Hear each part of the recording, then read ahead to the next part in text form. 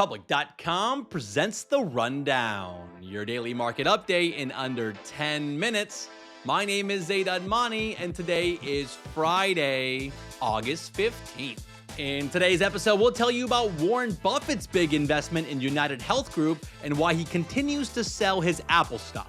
We also discuss the Trump administration's plans to take a stake in Intel. Then stick around to the end of the show to find out the latest merge to come out of the White House. We got a great show for you today. Let's go.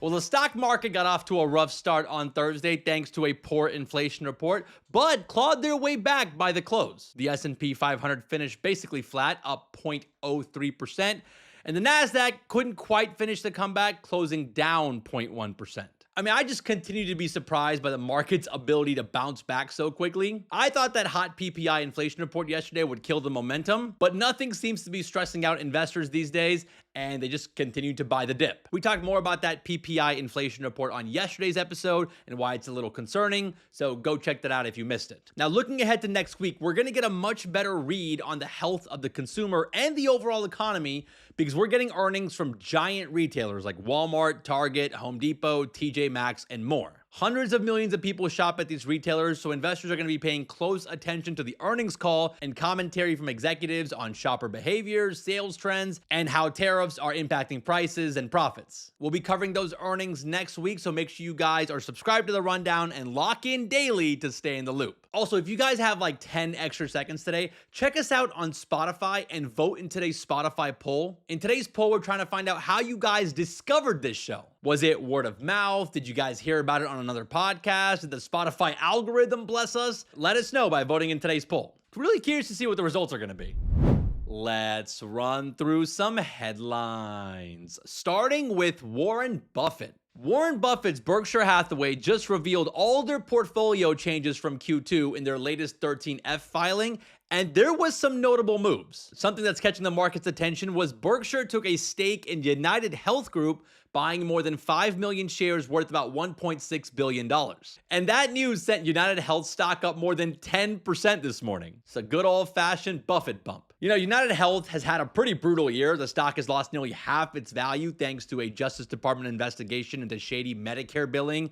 There's also public outrage over rising healthcare costs, and their business hasn't been doing great. In fact, the company pulled its earnings outlook earlier this year, and their CEO stepped down back in May. But it looks like Warren Buffett thinks the company could make a comeback, and in fact, he's not the only one. Michael Burry also bought shares of UnitedHealth. Now, looking over some of the other moves from Berkshire, what stood out to me was that they continued to trim their Apple position. They sold about 20 million shares in Q2. Now, Apple is still Berkshire's largest holding, but Buffett has been slowly selling off the stock over the last couple years. I guess he must not be a fan of their AI strategy either. Overall, Berkshire was a net seller of stocks last quarter, unloading nearly $7 billion worth and buying just under $4 billion. And they're still hoarding a mountain of cash, about $344 billion. So yeah, it's pretty interesting. Warren Buffett's still keeping a ton of cash on the sidelines despite the market ripping to new highs this summer.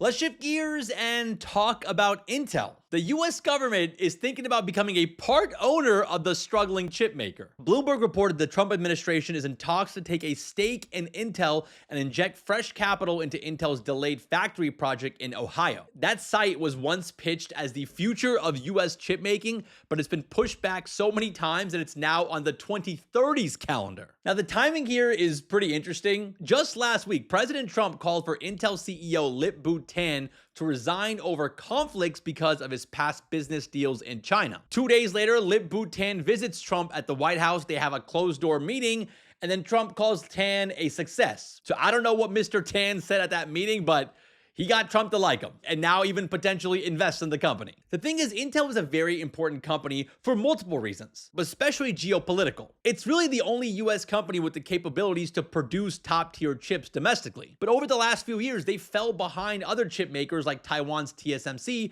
where most of the high-end AI chips are currently manufactured today. Intel's foundry business, which manufactures chips for other companies, has yet to secure a major client, and their AI chips haven't really made a dent in the market. So maybe a fresh injection injection of cash could help Intel compete with the likes of TSMC. And if the Trump administration does move forward with this, it's going to be the latest sign of the administration having a very hands-on approach with the economy. Just a few weeks ago, the US government took a stake in a rare earth materials company, MP Materials, and last week, Trump struck a deal with Nvidia and AMD to take a 15% cut of revenues from chip sales sold in China. So it's very unconventional. It's a very hands-on industrial policy. And the administration says it's all aimed at shoring up critical supply chains and competing with China. Having the ability to make AI chips in the US is a matter of national security. And it's also giving Intel investors hope. Intel stock jumped more than 7% on Thursday, and it's up again this morning.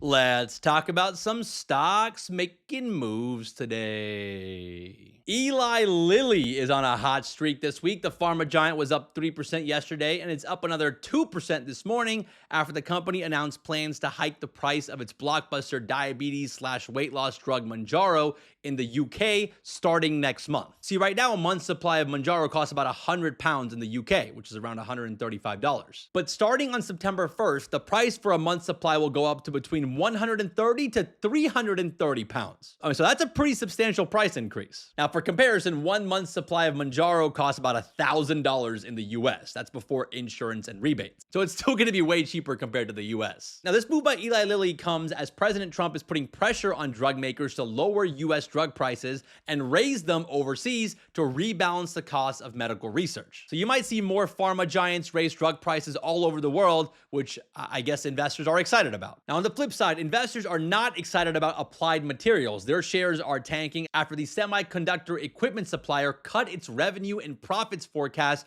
for Q3. The CEO blamed the current macroeconomic environment and a slowdown in China, saying that the demand from big chip customers have been uneven, especially in China, where a 2-year building spree has cooled off. Applied Materials makes the tools needed by chip makers like TSMC to build chips, and those chip makers seem to be delaying orders for new tools. As a result, shares of Applied Materials are down more than 10% this morning at the time of this recording. Let's wrap the show with a fun fact.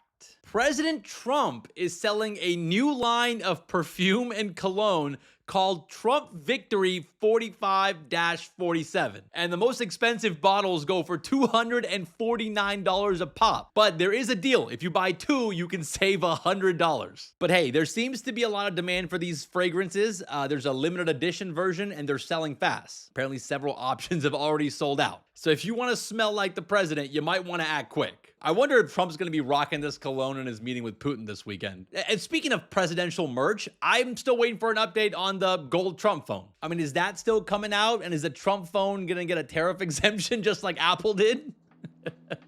Well, all right, guys, that's the rundown for today. That's the rundown for this week. It's hard to believe, but we're already halfway through the month of August. We're also getting pretty close to the end of earnings season. We got 2 more weeks left of major reports, and then we're going to be in September. Again, as a reminder, if you guys have like 9 extra seconds today, consider checking us out on Spotify and voting in today's Spotify poll. In today's poll, we're asking how you guys discovered this podcast. Also, if you guys have any feedback for us and how we can improve the show, let us know in the comments on Spotify and YouTube as well. We post all these episodes on YouTube with video, so definitely check us out there. Thank you guys so much for listening and watching.